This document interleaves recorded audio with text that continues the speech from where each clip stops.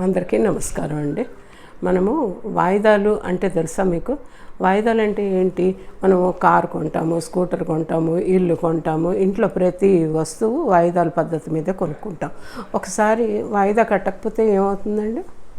వాయిదా కట్టకపోతే దాని మీద ఇంట్రెస్ట్ రేట్ అనేది పెరిగిపోతూ ఉంటుంది. ఇంట్రెస్ట్ రేట్ పెరిగిపోయి మన సిబిల్ స్కోర్ తక్కువైపోతుంది. అందుకని మనం ఏం చేస్తామో ఈఎంఐ కట్టాలి, డబ్బులు కట్టాలి అని చెప్పి కడుతూ ఉంటాం. అలాంటిదే మన ఆరోగ్యం కూడానండి. ఏదైనా ఒంట్లో బాగాలేకపోతే ఇప్పుడు వద్దు, తర్వాత వెళ్దాం అని వాయిదా వేసుకున్నారనుకోండి, ఏమవుతుంది? ఆ రోగం పెద్దదవుతుంది, దానికన్నా డబల్ ఖర్చు అవుతుంది. అందుకని ఏదైనా చిన్నగా ఉన్నప్పుడే ముఖ్యంగా వాయిదా వేయకూడని విషయం ఏంటంటే మన ఆరోగ్యం. మన చేతిలో మన ఆరోగ్యం. అందుకని మన ఆరోగ్యం బాగుందనుకోండి, మన అన్ని వాయిదాలు కట్టగలుగుతాం. అందుకని ఆరోగ్యాన్ని మాత్రం వాయిదా వేయకండి. మీకు కానీ, మీ పిల్లలకు కానీ, మీ ఇంట్లో వాళ్ళకి కానీ ఎవరికి వచ్చినా కూడా వాయిదా వేయకండి. ఏమంటారు?